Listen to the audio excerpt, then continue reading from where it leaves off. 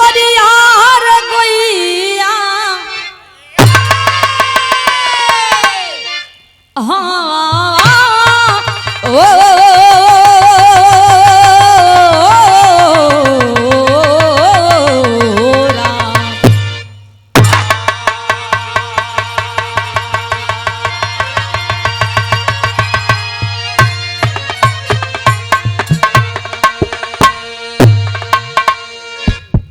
हमारे कवि जी 4 लाइन भूमिका के अंदर बड़ा सुंदर भाव लिखत हो।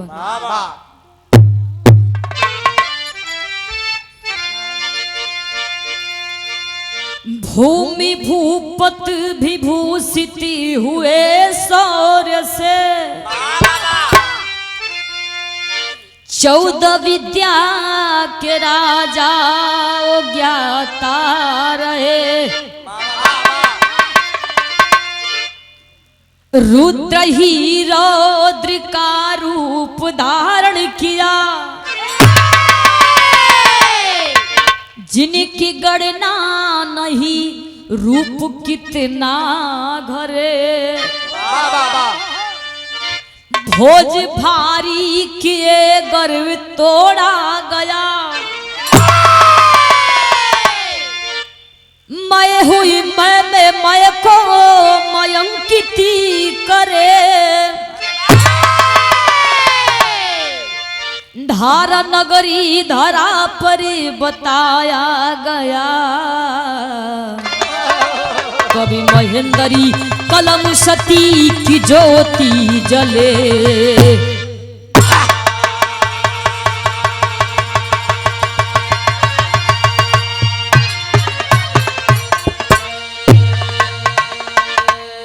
धारा नगरी धरा पर बताया गया कवि महेंद्र कलम सत्य की ज्योति जले। एक लाइन मास्टर कव्वाली का अंदाजा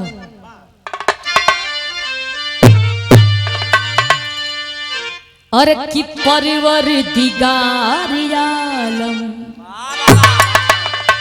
अरे की परिवर दिगारी आलम अलम में अलम बनाया दे परिवर दिगारी आलम।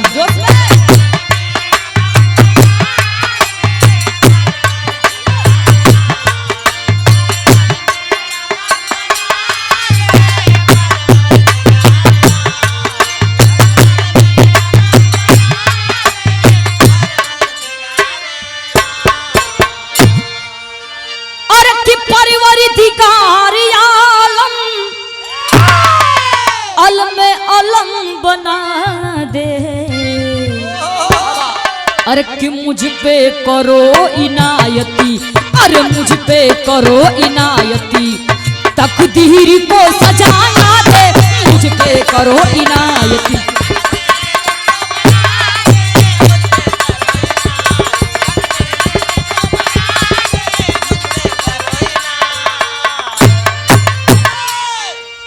लेकिन कव्वाली से बढ़िया कवि जी बिरहा के अंदर कितना सुंदर भाव लिखा था। कैसे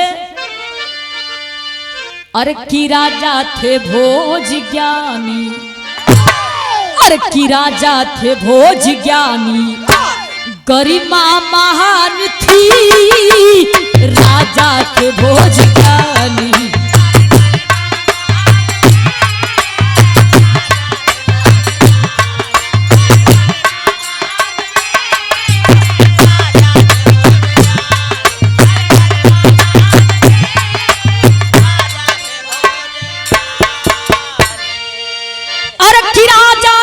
भोज ज्ञानी गरिमा महान थी सोहरत में पगड़ी पानी अरे सोहरत में पगड़ी पानी पद जा परान थी सोहरत में पगड़ी पानी।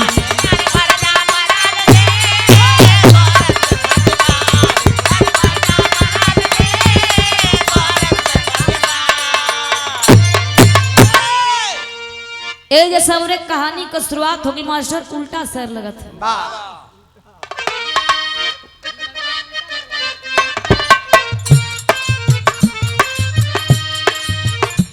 एक पति बड़ा उज्जैन धार नगरी के भोज भूप ज्ञानी स्वरति गगन को चूमती मगन की राजधानी घमंड भारी भोज को फूल न ओ समाते अपने समान को कोई वसुधा में ना बताते आया है बाजीगर एक राजा के गेट पे मारो न लात बाबू निर्धन के पेट पे राजा से कौन ज्ञानी धरती पे है मदारी राजा से कौन ज्ञानी धरती पे है मदारी डटा सिपाही भाग जा तू जल्द रे भिखारी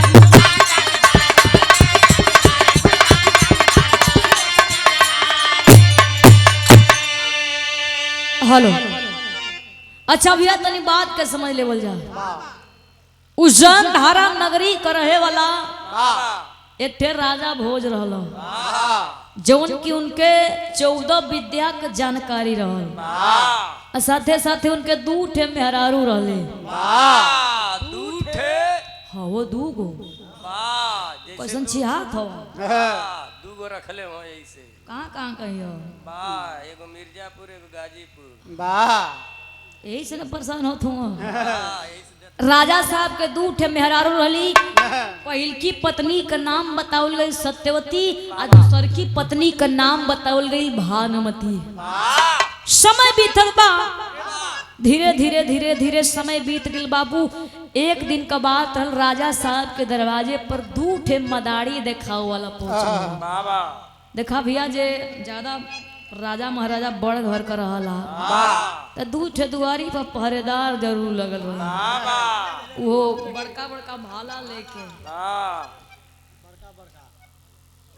छोटका नहीं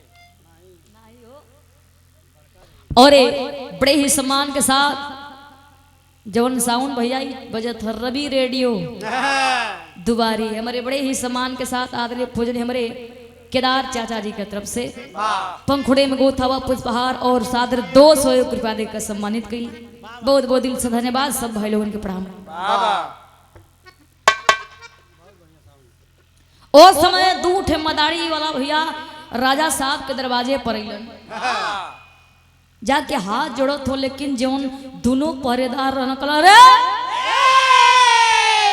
कहाँ जा रहे हो दोनों मदारी वाला कहना कि हम उनका जाए तनिया राजा साहब से मिले कुछ अपन कला कुछ विद्या भी दिखाई मदारी वाला कहना कि सुनो 14 विद्या का जानकार हमारे राजा साहब हो तू कौन के कला विद्या जाके सिखैबा बतैब दोनों मदारी वाला हाथ जोड़ल कहल भैया हमने कही है तो रोजी रोटी है हमन के पेट पर लात मत मराई है हमन का अपन काम धंधा कह के अपन पेट पालल जाला जियल खाल जाला सुले बानी की राजा साहब बड़ा दानी हवन बड़ा दयालु हवन जे भी दरवाजे पर आवेला उनके कबो खाली हाथे उनके कबो निराश करके ना भेजला दोनों बतिया भैया जब दोनों बतिया जब पहरेदार सुनो तब दया आ गई राजा साहब के यहाँ गई कहना राजा साहब 2 ठे मदारी वाला आल हो कुछ कला कुछ विद्या देखावल बतावल चाहत हो राजा साहब भी भड़क गई क्यों रे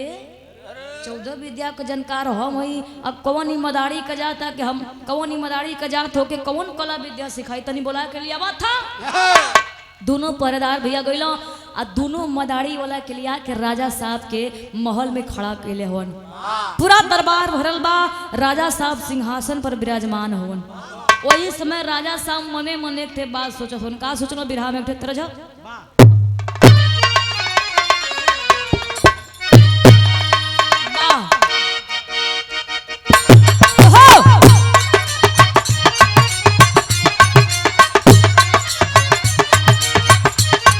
हेलो हेलो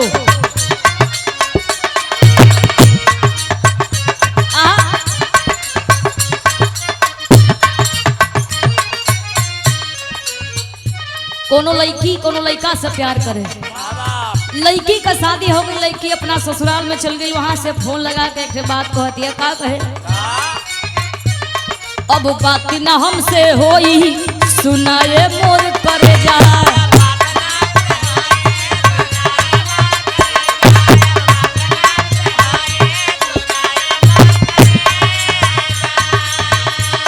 देले बाड़ा तू जवन मोबाइल या के ले जा, देले बाड़ा तू जवन।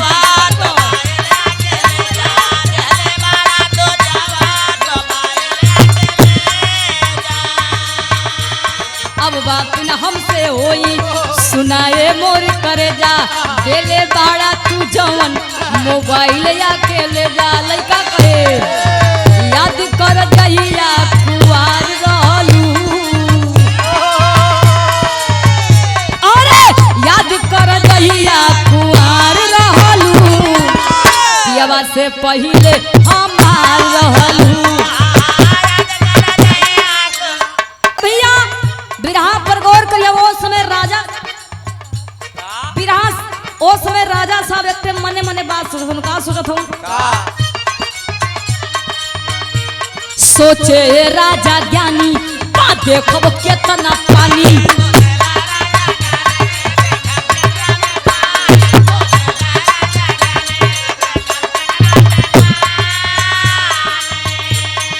अहंकार में सानी ऐसन हुआ अभिमानी।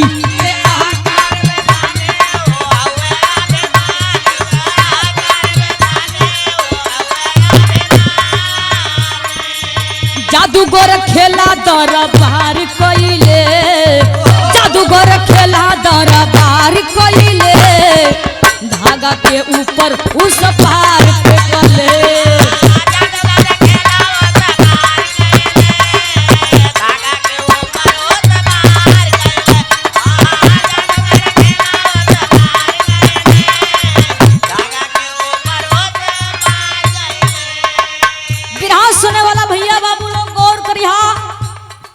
राजा भोज यानी राजा साम मने मने सोचे ललन कि मदारी का जात हो गई कौन खेला दिखाई।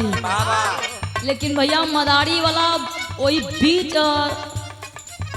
सभा, बीच सभा में बैठल बा। का काम करे भैया कि एक कच्चा धागा रहे, वो कच्चा धागा के मदारी वाला आसमान में फेंक दिलस। लेकिन वो धागा फेंकले से पहले वो धागा आसमान में फेंक दिलस। जब लोग देखल भैया अब दिमाग काम ना करत केहू को, मने मने लोग सोचत हो कि आखिर धागा ऊपर आ गइल हो तो टिकल कहाँ हो। लेकिन जमीन से 3-4 फुट धागा ऊपर छोड़ले रहे। दूसरका कला दिखावे से पहले वो मदारी वाला अपने मेहरारू के राजा साहब के सौंप दिल। कहना ये राजा साहब जब हम ऊपर से आई तो तू हमारे अमानत के दिया। दूसरा कला का देखा था मास्टर, धागा पकड़ के ऊपर चढ़े सुबुर सुबुर, राजा समेत सभता के टुकुर टुकुर।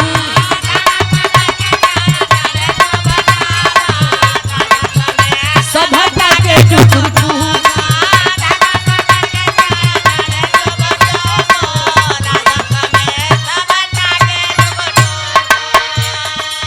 गर्दन कटल नीचे यार गिरले, गर्दन कटल नीचे यार गिरले, शंका में सारा नर नार फसले।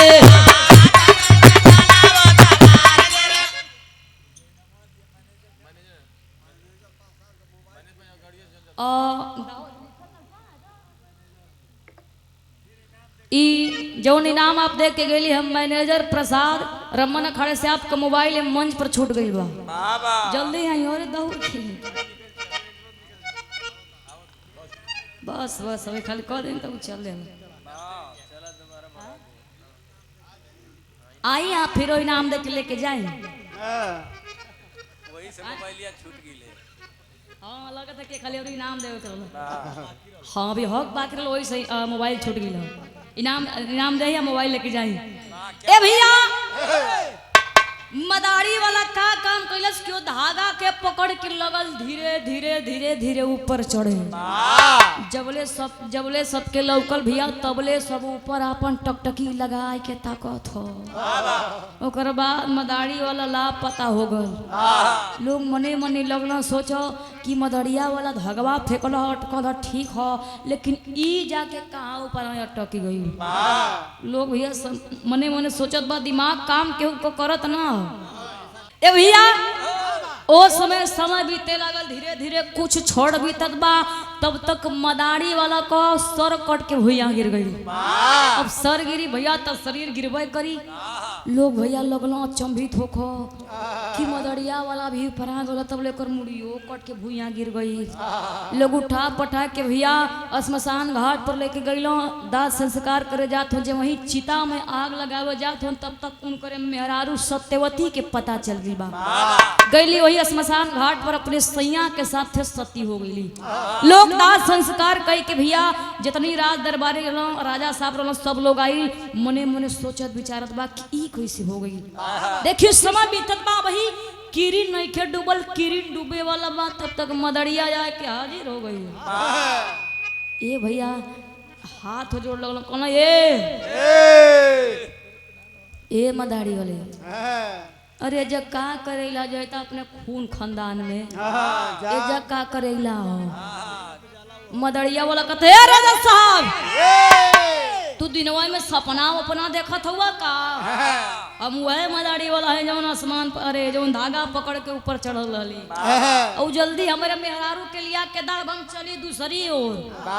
ओस में राजा साहब कहलो को राज दरबारी सब मने मने सोचे लागल कि ई हो मर गईल हो, एक मेहरारू मर गईल ही, कौने मेहरारू के बात करते कहूँ राजा साहब की मेहरुआ के नाना लेके जाई। ओ समय मदारी वाला राजा साहब से उठे बात करल, का कलस बिरहा में उठे गीत।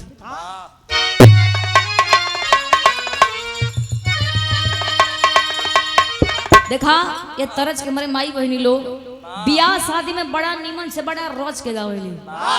जब मड़वा में डाल पुजरिया होला तो खूब तिल कहरू के गरियावेली। कैसे कैसे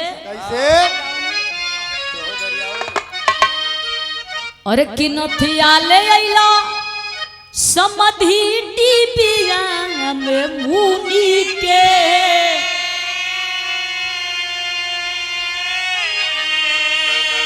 अरे किनथिया ले अइला समधी डिबिया में मुनि के, आ खोल के देखावना तो गारी दे बिचूनी के।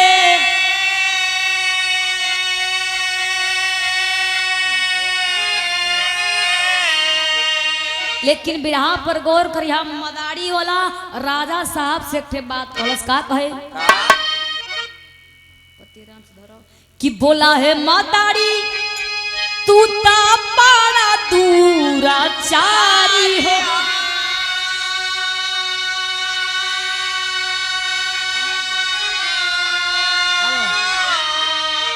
अत घर में चोरवले बाड़ा दे दहा मर नारी हो।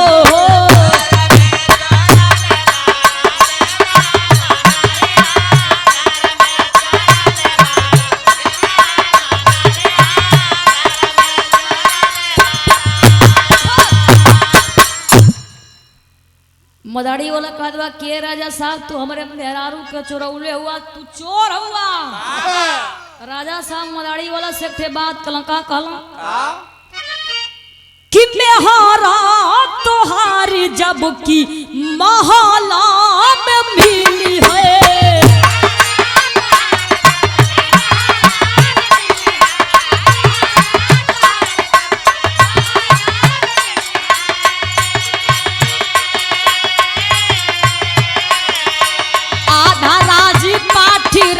तोहरा के लिखी है, आधा राजी पाठी राजा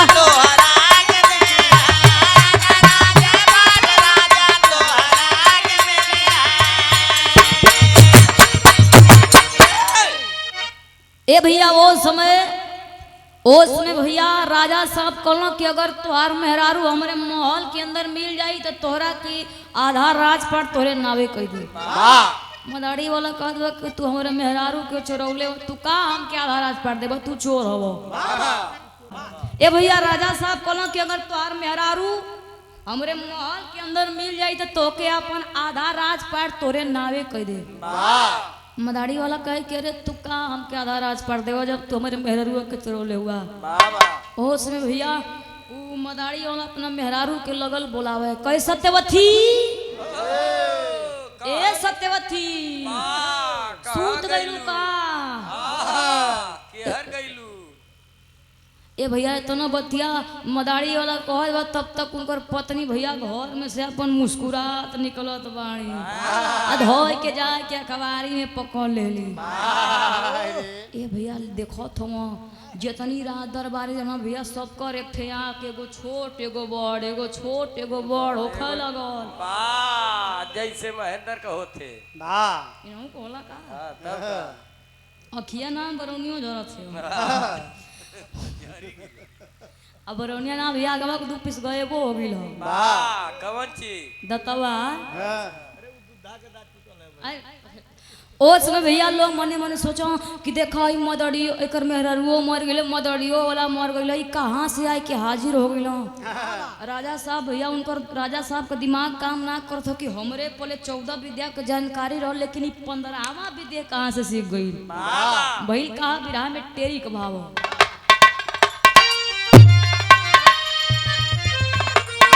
और की घमंडी चकना चूर हो गई त राजा प्रजा के सामने हो गईले बेनूर बेनूर बेनूर। राजा साहब को भैया घमंड चकना चूर हो गई। देखा भैया कहल जाला कि कबो कोनो चीज पर घमंड ना करे के चाहिए, समय के सब पर एक तार ना रहला। ओ समय राजा साहब मदारी वाला से कहलो कि हमके तो 14 विद्या के जानकारी रह लेकिन तू 15वां विद्या कहाँ से सिखला। मदारी वाला कहे कि राजा साहब बताई वही शर्त हो जब तू हमके महल से कुछ दूरी पर ले जाके छोड़बा तब। राज दरबारी कहलो कि कहो हाई मदारी का जात हो के राजा साहब से ऐसन बात कहत हो, ये आदेश करत हो। अब राजा साहब ये परेशान हुआ, अब मजबूर उनके करही के पड़ी। का काम के राजा साहब दोनों मदारी वाला के अपने महल से कुछ दूरी पर ले जात हो। धीरे धीरे धीरे धीरे कुछ दूरी पर पहुंचना जब जंगल आयल भैया तो राजा साहब परेशान हो गए कि अरे कितनी दूर लेके जीबा बतईबा। वही समय भैया वो मदारी वाला राजा साहब खड़ा होन, तनी सा राजा साहब को अखिया झपक गई तब तक दोनों मदारी वाला अपन असली रूप में आ गए। उड़ल के बाबू मदारी वाला रहला भगवान भोलेनाथ जी और उनकर जन पत्नी रहली पार्वती जी रहली। जाके गोड़वा पर गिर गिल कहलो कि प्रभु अइला तो तुए भेष में तू आपा हुआ। ओ समय भगवान भोलेनाथ जी कहलो कि अगर तोके विद्या सीखे के है तो तू अमर गुरु के पास चल जा। कैलन का बिरहा में उठे फिर तरह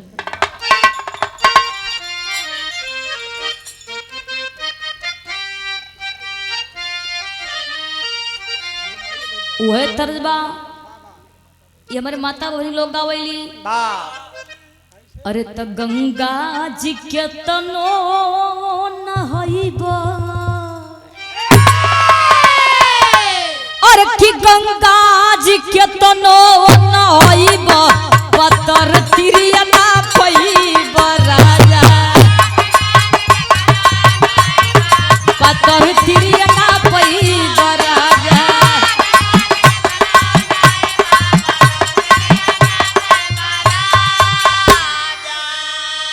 लेकिन ऊ राजा साहब गइलन कहाँ तो अमर गुरु मिली गईले बनवा।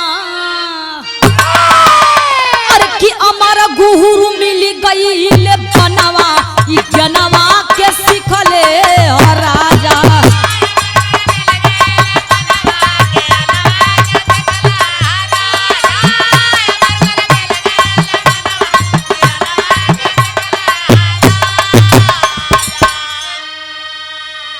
राजा साहब भैया भैया अमर गुरु के पास गईला, घोड़ा पर सवार होत हवन और साथ में एक थे मंत्री के भी ले लो। लेकिन जाए से पहले अपने मेहरारू से कहला कि अच्छा तो सत्यवती एक ठे काम करिहा कि जौन हमरे रूप में जे भी आई तो तू उनसे यह सवाल करिहा कि ए स्वामी जब तू जात रहला मंत्र सीखे तो हमसे का कही के गईला। इतना कही के राजा साहब घोड़ा पर सवार होके मंत्री के साथ गईला और अमर गुरु के पास। राजा साहब भैया अमर गुरु राजा साहब के लगला मंत्र बतावे। अमर गुरु कहला कि देखा चौबगला ताकला केहू देख के बैठ के सीखत उखत ना ना। अब भैया राजा साहब ऐसे घूम गईला, केहू नहीं खे। लेकिन देखा भैया जौन सतवा में मंतरिया रहू सरवा ये सही मंत्री है। उस समय कस के बनिया खुले ना विरासत दिया ना हटे भैया। उस समय जौन मंतरिया रहू चोरी से बैठ के मंत्र के सीखत रह।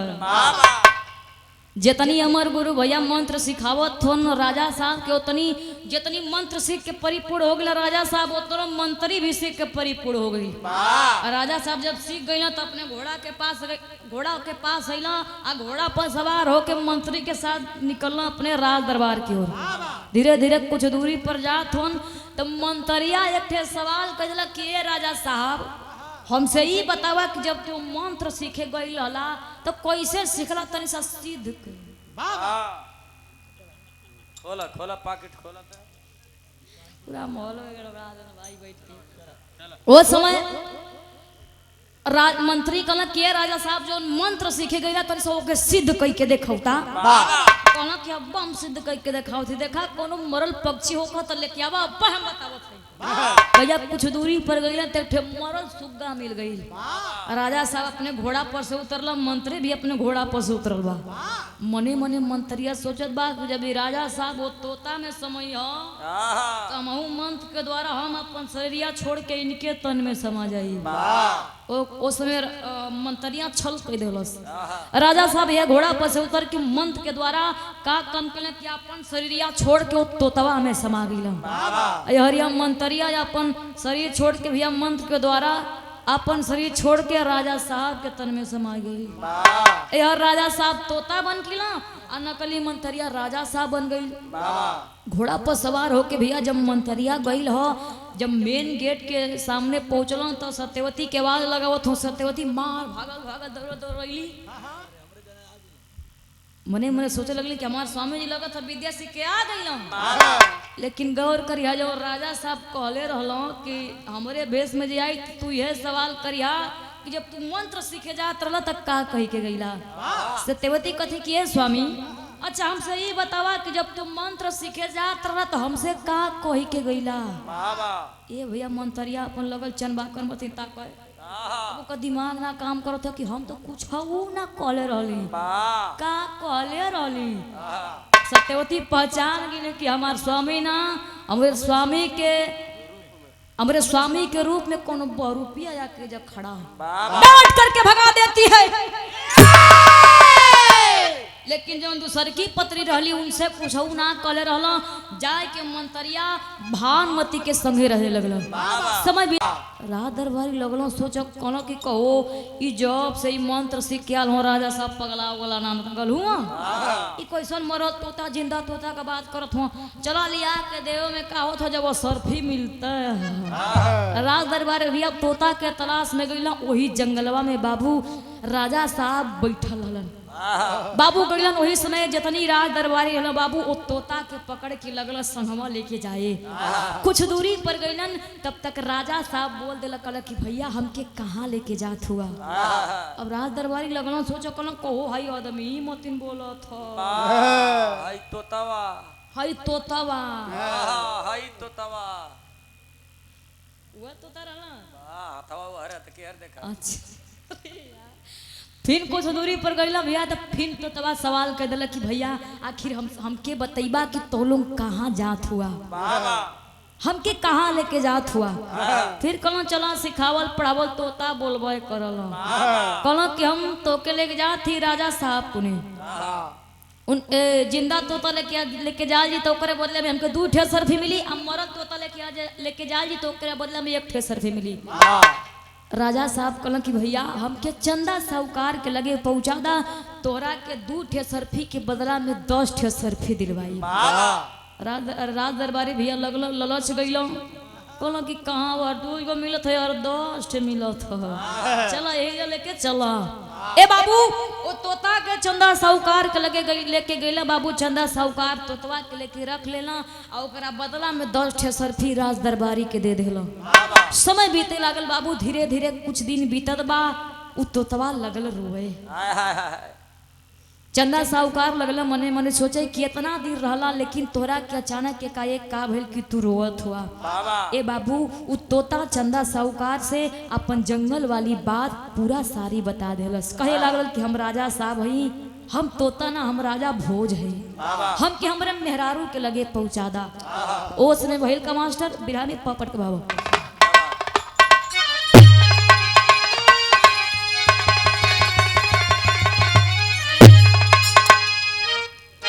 कि कहे सत्यवती कि कहली कहा नवा मनवा शंका में, तब महल में आवा करब हम पूजनवा मनवा शंका में।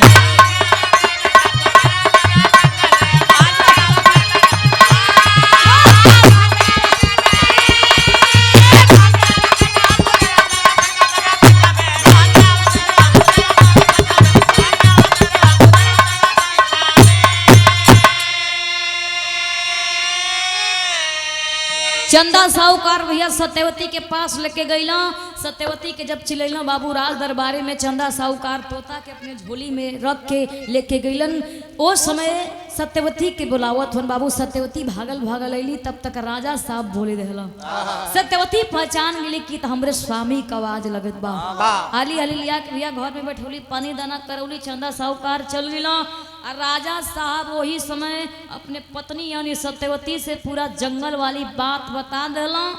कहला कि अच्छा तो तू एक ठे काम करा कि तू मंतरिया के अपने कक्ष में बुलावा और ओकरा से कह दिया कि प्रभु ए स्वामी तोरा के चीने में बड़ा देरी हो गई, तू ही हमार स्वामी रहला। सत्यवती आदेश कैली भैया। जब मंत्री के पास खबर गई तो मंत्री के अंदर लगा लड्डू फूटे, मार मने मने मुस्कियात बा, कहे लगल कि अब तो एक कई ठे मेहरा अब डबल हो गई।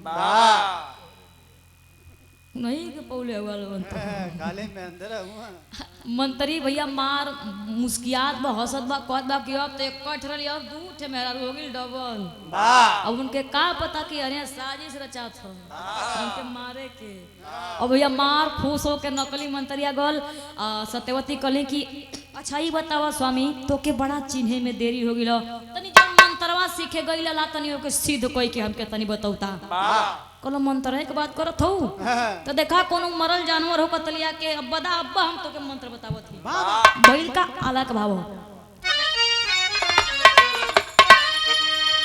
और किरानी का बात सुन के हसल सुना छलिया बाबू,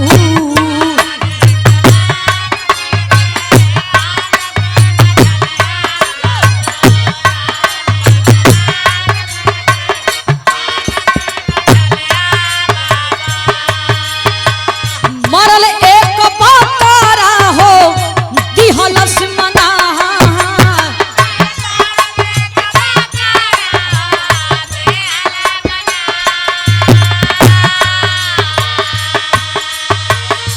कैले एलान राजा भोज राज धनिया बाबू,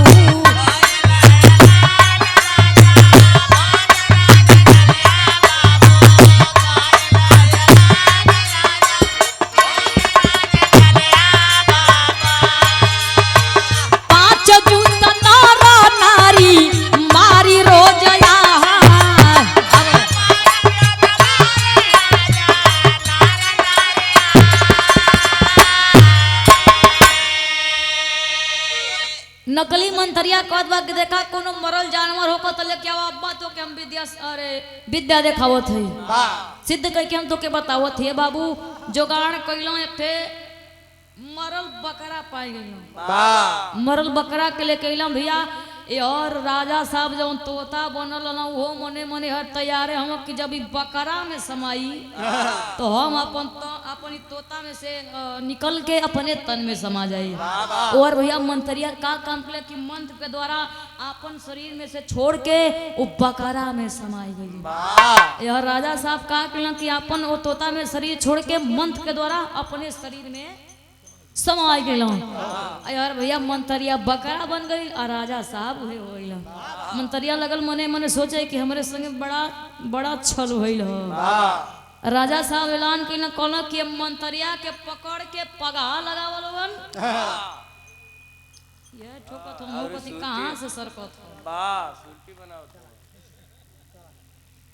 संधि आता हमहू के। ए भैया वो समय राजा साहब ऐलान कइलन कि बकरा के पकड़ के ओके मेन गेट के सामने बांधा।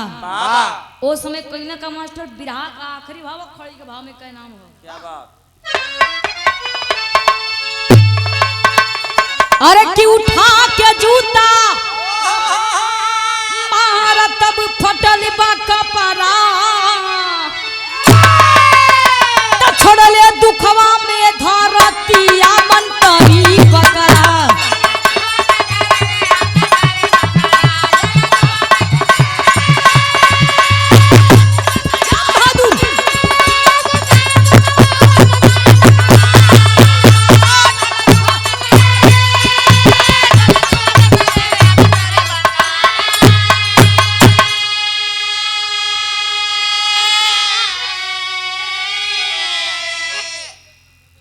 राजा साहब कहलन के बकरा के मेन गेट के सामने बांधा और जे महल के अंदर प्रवेश करी ओ बकरा के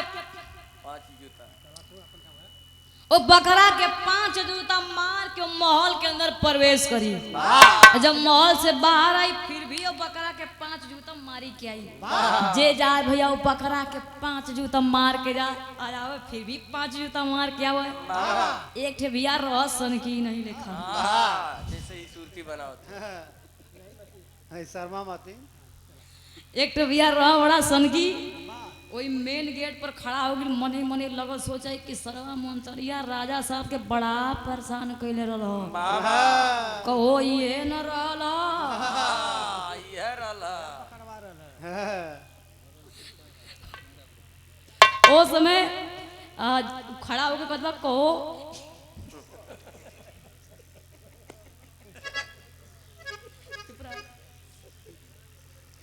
कहल कि कोई ये न रहला ये मरल तोता जिंदा तोता के बात करत रहो। का काम कैले भैया जूता तो बड़ा हैवी पहले रह जौन जूता निकाल के मरलस वही बकरा के कपारे पर भैया कि बकरा रामता चियार के लगना हंस हंसबा तो केहू का जान नहीं तो केहू हंसी करतरी रानी कपड़ा में खोसी देखी हंसल बतावा भैया ओकर जान ले तो कथो कि लगल हंस जैसे हंसत हुआ ई नहीं लेकर ओस ओस में भैया मंत्री यानी बड़ा अत्याचारी कैलस। राजा साहब अपने से कुछ ना कैले भैया जब सजा देवे कर जितनी राज दरबारी रहलो के सजा दे देलो। राजा साहब उज्जैन धारा नगरी में वही मेन गेट के सामने वो बकरा का मकबरा बनौले हो। ओ जो लोग भैया जाला दर्शन कर के कहे दर्शन कर भैया जाला वो बकरा के जिंदा ना पावना तो यही बकरा के 5 जूता मार के चलिए बैल का विराह का आखिर वो खड़ी बाबा के नाम कि जय जय खाड़ गुरु जद्दू लौटन पर से धन स्वर्ग के वासी स्वर्ग से श्री नारायण। अरे कभी महेंद्र को हुई उदासी